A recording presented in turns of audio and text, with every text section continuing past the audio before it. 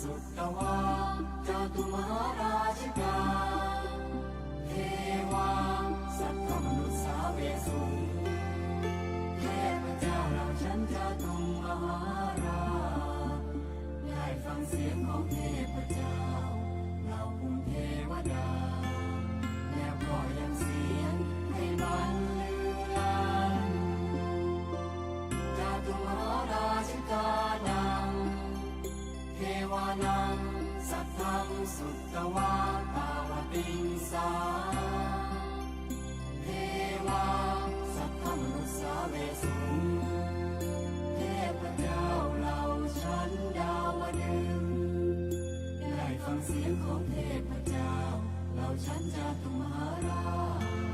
แล้วก็ยังเสียงให้บันลือลั่น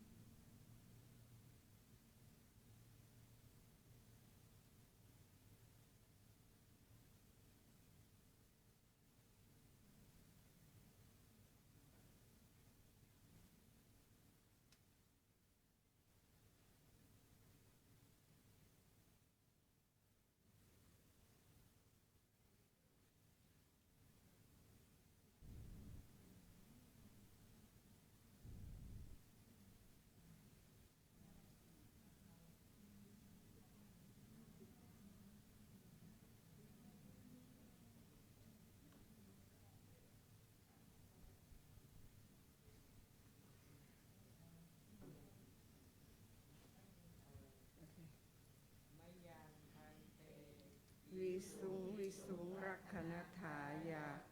ติสรเนนะสหปัญจศีรานิยาจามะทุติยมปิมะยังพันเตวิสุงรักขณถายาติสรเนนะสหปัญจศีรานิยาจามะตติยมปิมะยังพันเต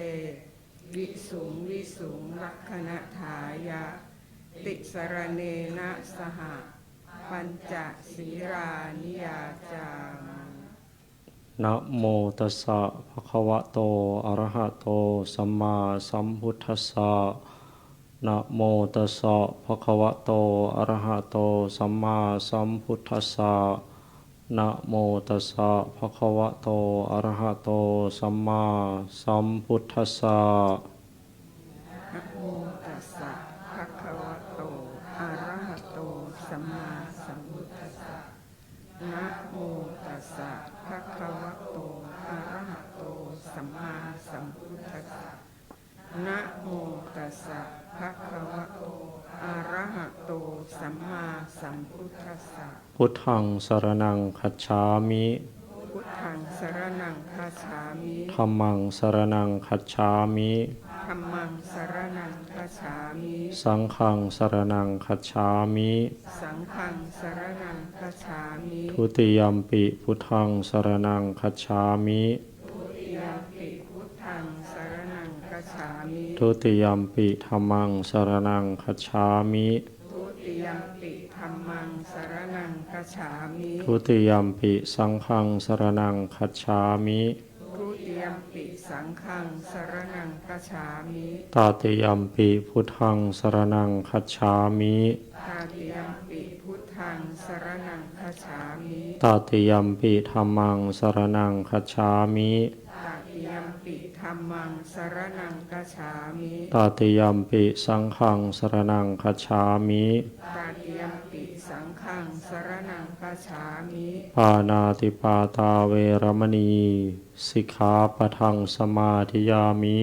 ปานาติปาตาเวระมณีสิกขาปะทังสมาธิยามิ อะทินนาทานาเวรมณีสิกขาปะทังสมาธิยามิ อาทินาทานาเวระมณีสิกขาปะทังสมาธิยามิ กาเมสุมิจฉาจาราเวรมณีสิกขาปะทังสมาธิยามิ กาเมสุมิจฉาจาราเวระมณีสิกขาปะทังสมาธิยามิ มุสาวาทาเวรมณีสิกขาปะทังสมาธิยามิ มุสาวาทาเวระมณีสิกขาปะทังสมาธิยามิ สุราเมรยะมัชฌะปมาทฐานาเวรมณีสิกขาปะทังสมาธิยามิ สุราเมรยะมัชฌปมาทัฏฐานาเวระมณีสิกขาปะทังสมาธิยามิ อิมานิปัญจสิกขาปทานิสีเลนะสุขติงยันติสีเลนะโภคสัมปทาสีเลนะนิพพุติงยันติตัสมาสีลังวิโสทะเย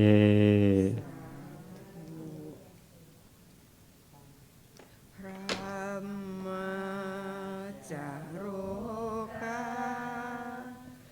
ทิปติสั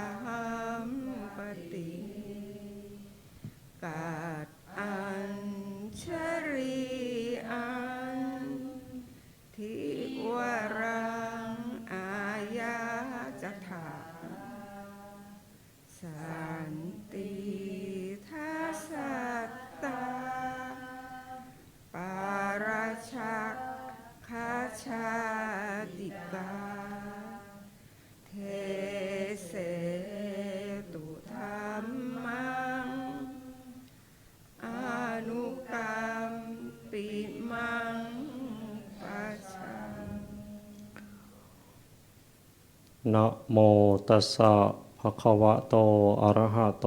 สัมมาสัมพุทธัสสะนะโมตัสสะภะคะวะโตอะระหะโตสัมมาสัมพุทธัสสะนะโมตัสสะภะคะวะโต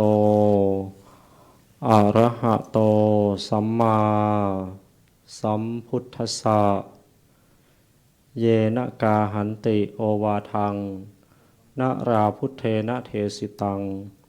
พยัสสนังเตขมิสสันติรักขสีหิวะวานิชาติณบัดนี้อาตมาภาพจักแสดงพระธรรมเทศนา ในหัวข้ออปริยานิยธรรมกถา เพื่อเป็นเครื่องประดับสติปัญญาบารมี เพิ่มพูนกุศลบุญญาราศี แก่ท่านสาธุชนทั้งหลาย เนื่องในวันธรรมสวนะ คือวันพระตามสมควรแก่เวลาสืบไป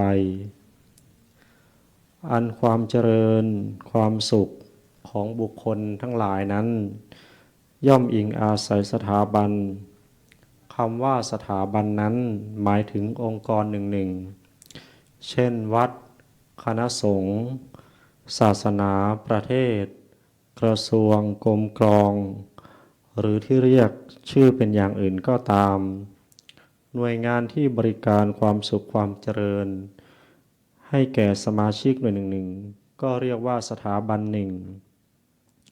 จะเห็นได้ว่าในโลกของเรานั้นมีชนชาติหลายเผ่าได้สาบสูญไป มีประเทศบางประเทศหมดความเป็นอิสระ มีลัทธิศาสนามากต่อมากที่สลายตัว และสถาบันอีกมากมายที่แม้ถึงจะไม่ล้มละลาย แต่ก็เสื่อมโทรมอย่างน่าเสียดาย ทั้งหมดนั้นก็เกิดจากการบริหารงานของสถาบันนั้นๆไม่ถูกต้องเหมาะสม แม้พระพุทธศาสนาเองก็ตกอยู่ในวิถีแห่งความเสื่อมและความเจริญเหมือนกัน ทั้งที่พระบรมศาสดาเอง พระองค์ก็ทรงชี้ช่องทางเพื่อการดำรงรักษาพระพุทธศาสนาให้มั่นคงไว้แล้ว แต่ถ้าหากพุทธบริษัทสี่ต่างไม่นำพาที่จะนำไปปฏิบัติให้ครบถ้วน ก็จะทำให้พระพุทธศาสนาถึงความเสื่อมสลายได้ เราทุกคนจึงควรศึกษาหลักธรรมที่ไม่เป็นที่ตั้งแห่งความเสื่อม เป็นไปเพื่อความเจริญอย่างเดียว นั่นก็คืออปริหานิยธรรม เพราะอปริหานิยธรรมนั้นเป็นหลักธรรมที่พระพุทธองค์ทรงแสดงไว้ เพื่อประสงค์จะให้ผู้ประพฤติปฏิบัตินั้น ให้มีความเจริญรุ่งเรืองไม่ไปสู่ความเสื่อมถอย ซึ่งอนุโลมใช้ได้ทั้งทางโลกทางธรรมและในทุกระดับ เป็นหลักธรรมที่ทันสมัยอยู่เสมอ อปริหานิยธรรมนั้นแปลว่าธรรมไม่เป็นที่ตั้งแห่งความเสื่อม เป็นไปเพื่อความเจริญฝ่ายเดียว หมายถึงธรรมที่ทำให้ไม่เสื่อม เกิดแต่ความเจริญทั้งส่วนตนและส่วนรวมนำความสุขความเจริญมาสู่หมู่คณะฝ่ายเดียว เพราะเป็นหลักธรรมที่เน้นความรับผิดชอบต่อส่วนรวม ก็เกิดเป็นความสามัคคีของหมู่คณะ และการเคารพนับถือซึ่งกันและกัน พระพุทธองค์ตรัสถึงองค์ประกอบของอปริหานิยธรรมไว้7ประการ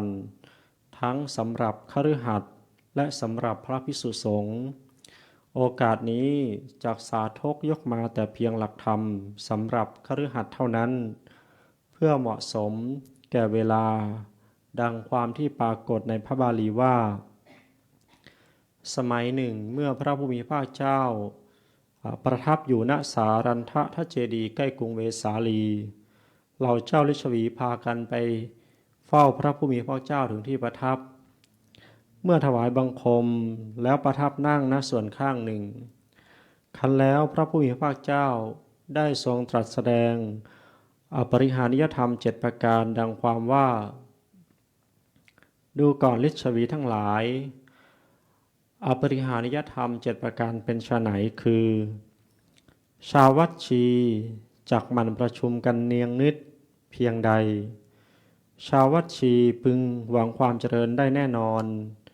ไม่พึงหวังความเสื่อมเลยเพียงนั้น ชาววัดชี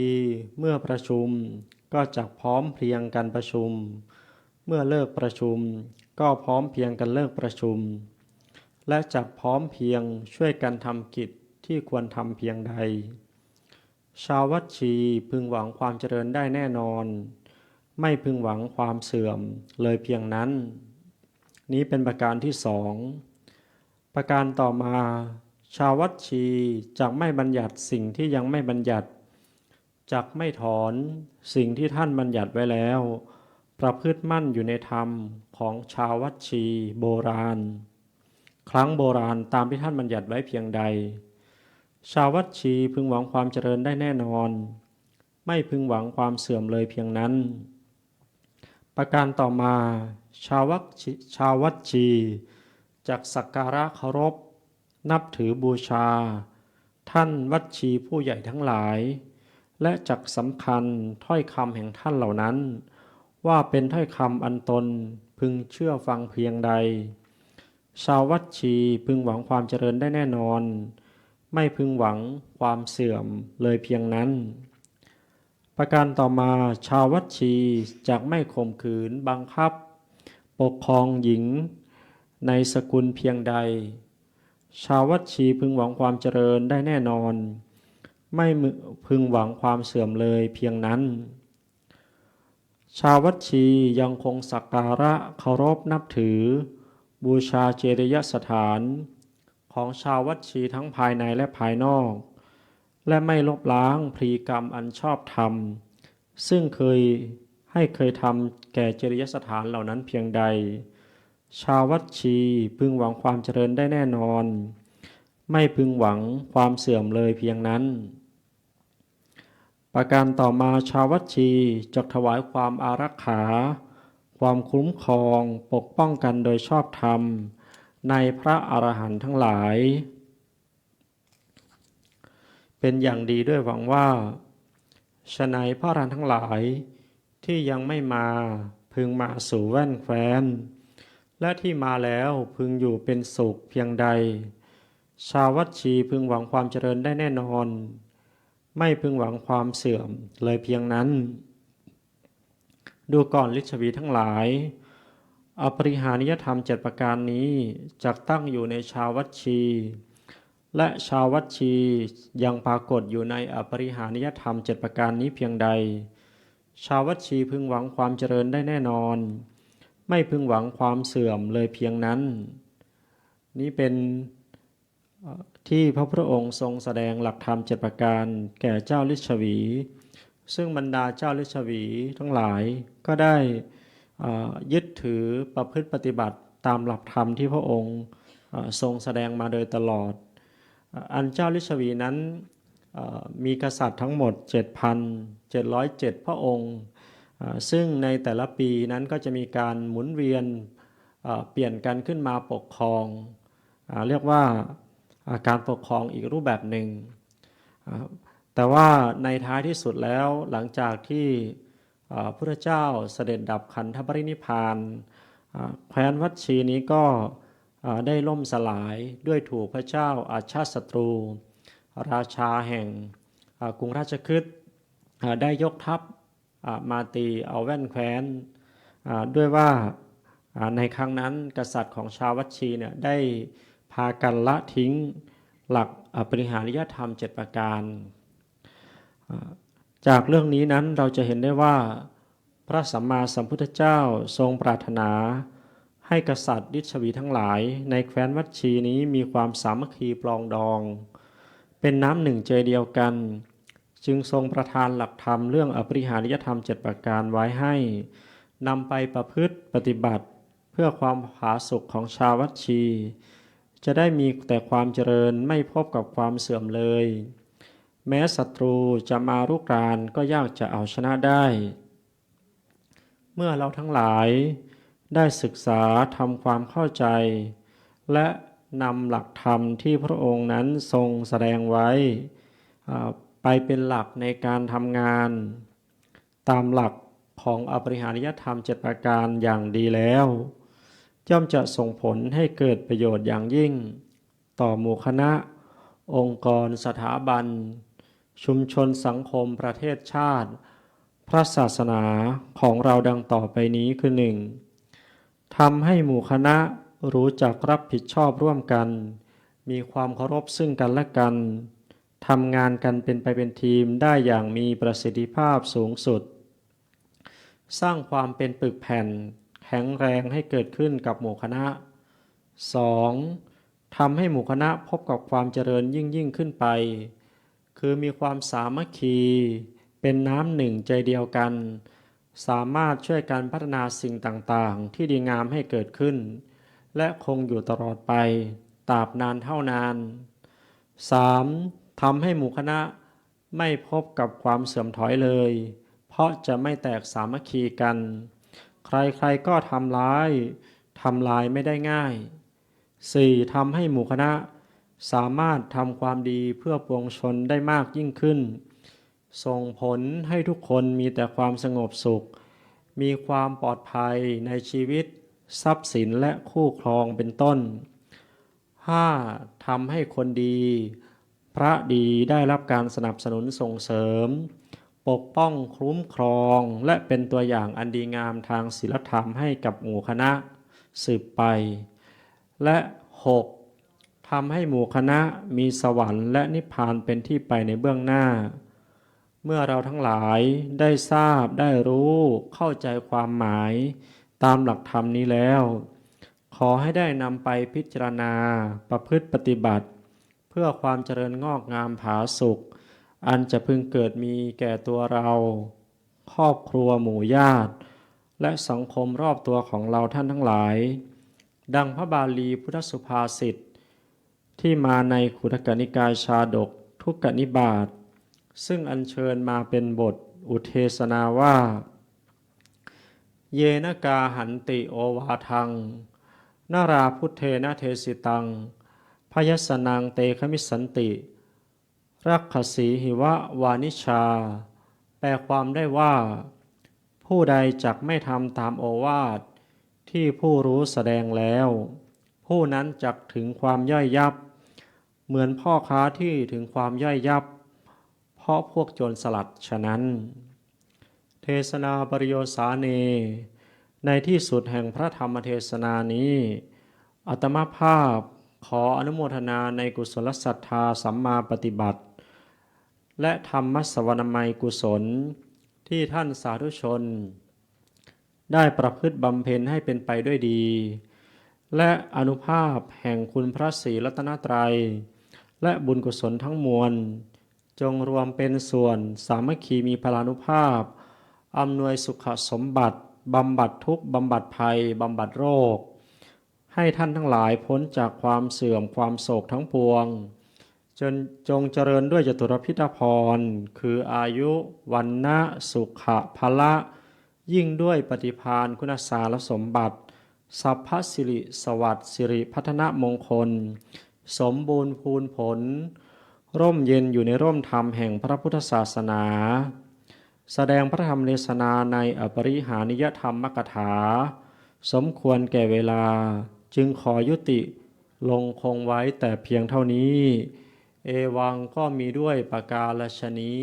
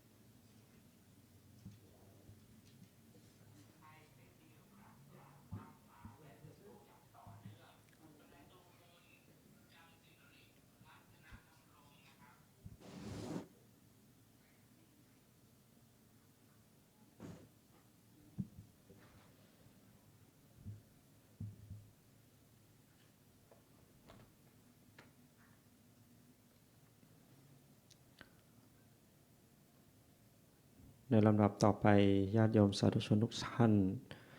ได้เจริญพรกรวดน้ำรับพรเป็นลำดับสืบต่อไปยะถาวาริวหาปุราปริปุเรนติสาครังเอวะเมวะอิโตทินังเปตานังอุปกัปปติอิชิตังปัฏฐิตังตุมหังคิปะเมวะสมิชตุสัพเพปุเรนตุสังกปาจันโทปนารโสยะถามณิโชติรโสยะถา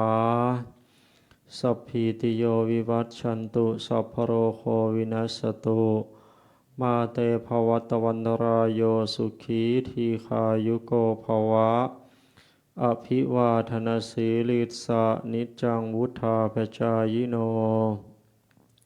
จัตตารโอธรรมาวัฏันติอายุวันโนสุขังภะลัง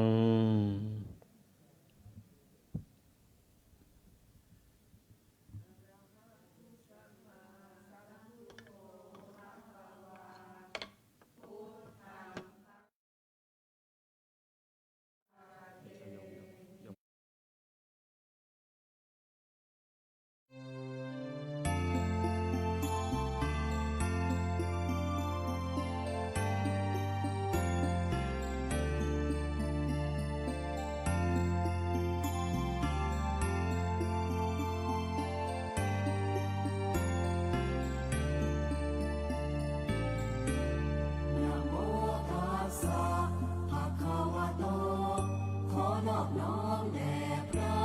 ผู้มีพระภาคเจ้าพระองค์นั้นอะระหะโตซึ่งเป็นผู้ไกลจากกิเลสสัมมาสัมพุทธัสสะตรัสรู้ชอบได้โดยพระองค์เองนะโมตัสสะภะคะวะโตขอนอบน้อมแด่พระผู้มีพระภาคเจ้าพระองค์นั้นอะระหะโตซึ่งเป็นผู้ไกลจากกิเลสสัมมาสัมพุทธัสสะตรัสรู้ชอบได้โดยพระองค์เองนะโมตัสสะภะคะวะโตขอนอบน้อมแด่พระผู้มีพระภาคเจ้าพระองค์นั้นอะระหะโตซึ่งเป็นผู้ไกลจากกิเลสสัมมาสัมพุทธัสสะตรัสรู้ชอบได้โดยพระองค์เองอนุตตรังอภิสัมโพธิงสัมพุทธิตวาตถาคโตพระตถาคตเจ้าได้ตรัสรู้ซึ่งพระอนุตตรสัมมาสัมโพธิญาณแล้วปัตตมังยังอเทเสสิธรรมจักกังอนุตตรังสัมมาเทวะปะปะเตนะโตโลเกอัปปะวิวัตติยังเมื่อจะทรงประกาศธรรมที่ใครๆยังไม่ได้ให้เป็นไปแล้วในโลกให้เป็นไปโดยชอบแท้ได้ทรงแสดงพระอนุตตรธรรมจักรได้ก่อนยะถาคาตาอุโปอันตาปฏิปัตติจะมัชฌิมาจตุสวาริยสัจเจสุวิสุทธังญาณทัสสนังคือพระองค์ตรัสซึ่งที่สุดสองประการ